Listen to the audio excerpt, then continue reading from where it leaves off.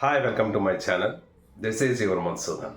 ఈరోజు ఈ వీడియోలో ఏపీ ఎంసెట్ లేదా తెలంగాణ ఎంసెట్కి సంబంధించి ఎవరికైనా అలాట్మెంట్ ఆర్డర్ వచ్చిన తర్వాత మనకి అలాట్మెంట్ ఆర్డర్ ఎప్పుడైతే సీట్ అలాట్మెంట్ అయిందో తర్వాత మనం ఏం చేయాలి, అలాగే అలాట్మెంట్ ఆర్డర్ వచ్చిన తర్వాత ఎవరికైనా ఫీ రీఎంబర్స్మెంట్ ఉన్నవాళ్ళు ఎటువంటి ఫీజు కట్టక్కర్లేదు అనుకున్న వాళ్ళు ఎవరైనా సరే అసలు కాలేజీలో ఏమైనా ఫీ రీఎంబర్స్మెంట్ ఉన్న వాళ్ళు కూడా ఏమైనా ఫీజు కట్టాల్సి ఉంటుందా, మనం జాయిన్ అవ్వాలనుకున్నటువంటి కాలేజీలో అసలు ఏ ఫీజు ముందు ఇమీడియట్గా కట్టాల్సి ఉంటుంది, అవన్నీ ఈ వీడియోలో మనం షేర్ చేసుకుందాం. ఎవరైనా ఫస్ట్ టైంగా నా ఛానల్ చూసినట్టయితే please subscribe my channel.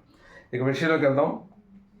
AP EAMCET తీసుకున్నట్టయితే ఏపీ ఎంసెట్కి సంబంధించినటువంటి అలాట్మెంట్ ఆర్డర్ అనేది మనకి 16వ తారీఖున వస్తుంది. అది కూడా టైము మనకి ఆల్రెడీ మెన్షన్ చేశారు. 16వ తారీఖు సాయంత్రం 6 గంటలకి మనకు వస్తాయి.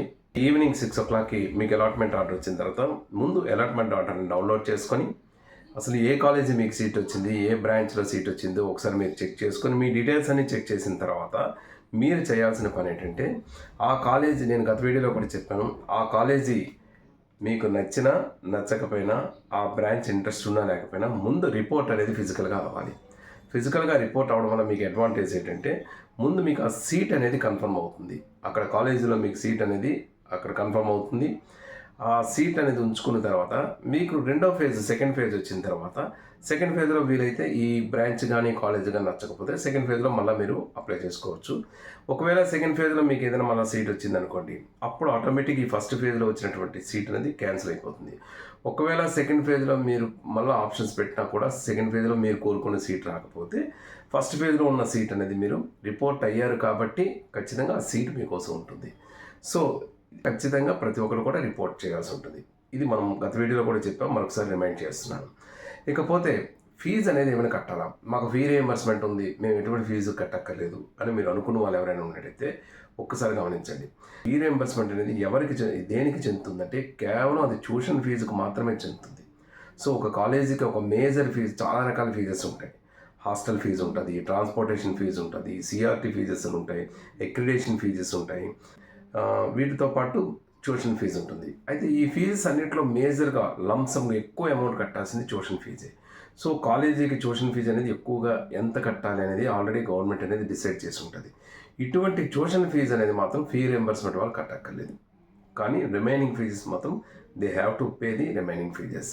అయితే అవి ఎప్పుడు కట్టాలి, ఎంత అమౌంట్ కట్టాలి అనేది ఈ వీడియో ఒక్కసారి మనం చూద్దాం. ఎవరైనా మీకు సీట్, ఒక కాలేజీకి మీకు సీట్ వచ్చినప్పుడు ఫస్ట్ ఫేజ్లో మీకు సీట్ వచ్చింది అనుకోండి, ఏదో ఒక కాలేజీలో సీట్ వచ్చినప్పుడు ఆ కాలేజీలో మీరు జాయిన్ అయిపోవాలని డిసైడ్ అయ్యారనుకోండి, నాకు ఆ సీట్ నచ్చింది, నేను కోరుకున్నట్టే ఫస్ట్ ఫేజ్లో పలానా బ్రాంచ్లోని పలానా కాలేజీలో సీట్ వచ్చింది అనుకునేటప్పుడు మీరు కన్ఫర్మ్గా ఆ కాలేజీలో జాయిన్ అయిపోతాను, సెకండ్ ఫేజ్కి మరి వెళ్ళను అనుకున్నప్పుడు మీరు ఫీ రియంబర్స్మెంట్ కానీ మీకు ఉన్నట్టయితే ట్యూషన్ ఫీజు అనేది మీరు కట్టక్కర్లేదు. ఇకపోతే మీరు అదే కాలేజీలో ఒక హాస్టల్లోనే జాయిన్ అవ్వాల్సి ఉంటుంది, లేదా మీరు ఇండివిజువల్గా ఉంటారా, హాస్టల్లో ఉంటారా, ఆ కాలేజీ మీరు ఏ కాలేజీ అయితే పెట్టుకున్నారో ఆ కాలేజీలో హాస్టల్లో ఉందా లేదా మీరు ఆల్రెడీ ఇప్పటికే తెలుసుకొని ఉండాలి. అలాగే ఆ కాలేజీకి సంబంధించి ట్రాన్స్పోర్టేషన్ ఫెసిలిటీ, హాస్టల్ కాకుండా లేదు మీ ఊరు నుంచి అప్ అండ్ డౌన్ చేస్తాను, కాలేజీ బస్సులో తిరుగుతాను అనుకున్నట్టయితే ఆ కాలేజీకి ట్రాన్స్పోర్టేషన్ ఫీజు కొంత ఉంటుంది. ఈ ఫీజెస్ మాత్రం ఖచ్చితంగా అక్కడ కొంత పే చేయవలసి ఉంటుంది. మొత్తం కాకపోయినా కొన్ని కాలేజెస్ వాళ్ళు ఎంతో కొంత అడ్వాన్స్గానే పే చేయమంటారు, కొంతమంది అయితే పూర్తిగా కట్టేయమంటారు. సో మీరు ట్యూషన్ ఫీ రియంబర్స్మెంట్ ఉన్న వాళ్ళు ట్యూషన్ ఫీజు కట్టకపోయినా ఈ పేమెంట్స్ మాత్రం మీరు చేయాల్సి ఉంటుంది. కాబట్టి వాటికి సంబంధించినటువంటి అమౌంట్ని మీరు సిద్ధం చేసుకోవాల్సి ఉంటుంది. ఇది ఖచ్చితంగా ఫీ రియంబర్స్మెంట్ ఉన్న వాళ్ళకి.